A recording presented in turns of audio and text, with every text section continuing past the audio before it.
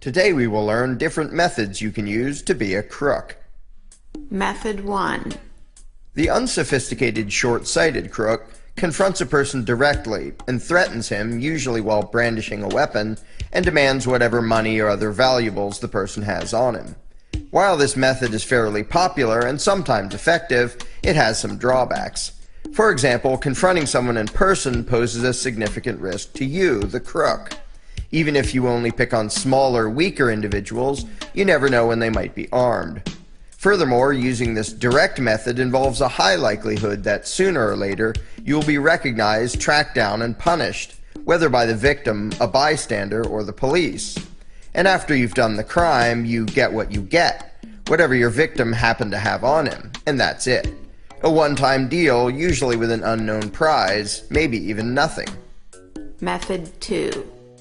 A slightly better way to be a crook is to break into houses when no one is around and see what you can steal. While there is some chance that you'll be noticed and confronted, the risk is a lot lower. And the average house is likely to contain a lot more valuables than the average person carries around with him. Nonetheless, there are still risks involved, and a high chance that you'll leave behind evidence, footprints, fingerprints, etc., that could later get you into trouble. Method 3. The more sophisticated crook avoids the risk of violent confrontation entirely by using fraud and deception rather than direct threats and violence.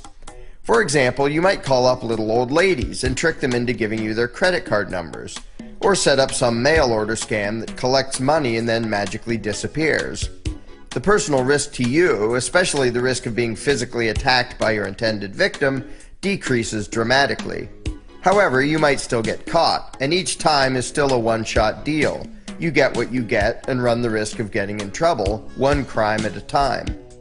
Method 4. The next step up is to create ongoing frauds, methods that don't just rob people once, but that create recurring theft.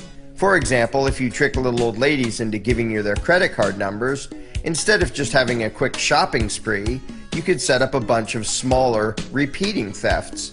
A little old lady who gets charged $9.95 a month, which shows up on her credit card statement as helping poor orphans, is unlikely to question it.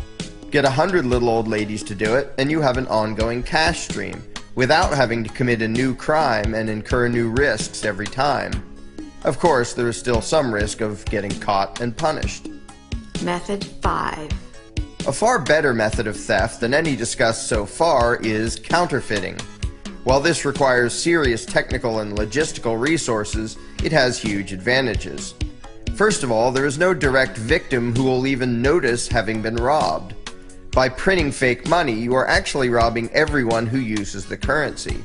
However, not only will they not notice the difference, but most people don't even comprehend why counterfeiting is bad or how it hurts anyone. The risk of your actual victims retaliating against you is therefore almost zero. The risk of them even knowing they were robbed is also almost zero, and wouldn't be much higher even if they knew you were printing your own cash, simply because most people have no idea what money is or how currency works. Once you're set up, you can create an ongoing source of wealth for yourself with very little physical risk. Of course, if the authorities find out, then you're in trouble. But aside from that risk, this would seem to be the pinnacle of the art of being a crook. Having an unlimited supply of completely unearned wealth for yourself, while the victims never know what hit them, and in fact, never know that anything hit them. Method 6. The next step is only for truly sociopathic crooks, who don't just want unearned wealth, but want to dominate their fellow man. It's again based on counterfeiting, but instead of just printing money and buying stuff with it, you print money and loan it to other people. At first, this may seem counterintuitive. If you can just print as much money as you want, why bother to loan it or give it away? Well, suppose you print up millions of dollars and then lend that to hundreds of different people.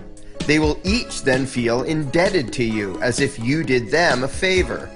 From then on, they will rob themselves every month, giving you a pile of money, while feeling a moral obligation to do so. Ironically, because they imagine the debt to be real, as if you actually loaned them your own money, They would view themselves as the crooks if they ever stopped going along with your crime. In fact, you should sometimes intentionally lend your counterfeit money out to the point where you know that people can't possibly pay it back. Why?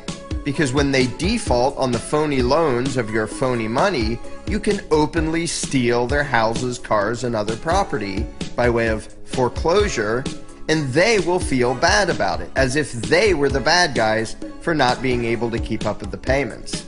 While you openly steal everything they have, they will apologize for not giving you more while feeling shame and humiliation. What could be better? And the more you steal via this method, the more you can expand the fraud. There is really no limit. Eventually, if all goes well, you can have almost everyone in the world feeling indebted to you. And when they default, you will quite literally own the world. And most of your billions of victims will have no idea what happened. They will all be reduced to impoverished slaves for you to do with as you please, you sadistic, megalomaniacal, sociopathic bastard. Method 7. The previously mentioned method is so effective, in fact, that there's really only one way to improve it. The only risk involved, up to this point, is that the authorities might notice and catch you before you can slip off to some non-extradition treaty country with your ill-gotten gains. To remove that final risk, take the final step and bribe the politicians to legalize your crimes. When the authorities have given their official legislative blessing to your massive perpetual fraud and even offer to send their mercenaries to protect you against your victims, should any of them ever wise up to what you're doing, then you will be the supreme crook of the world. However, you cannot accomplish this. You will never be the super crook who owns the world. Why not? Because someone else beat you to it. In this country, they're called the Federal Reserve. They own Congress, which legalized their fraud in 1913. Since then, through their politically sanctioned fractional reserve banking scam, a fancy term for legalized counterfeiting, they have stolen more trillions of dollars in assets than you can possibly imagine. The crime is so perfect that they even do it right out in the open, admitting all of the details of the scheme. And still, only a tiny fraction of their victims have any idea what happened, or even have any idea that anything nasty has happened at all. However, if something like this video, for example, were to go viral, so that the victims of this fraud all understood what had been done to them, well, what would happen then remains to be seen.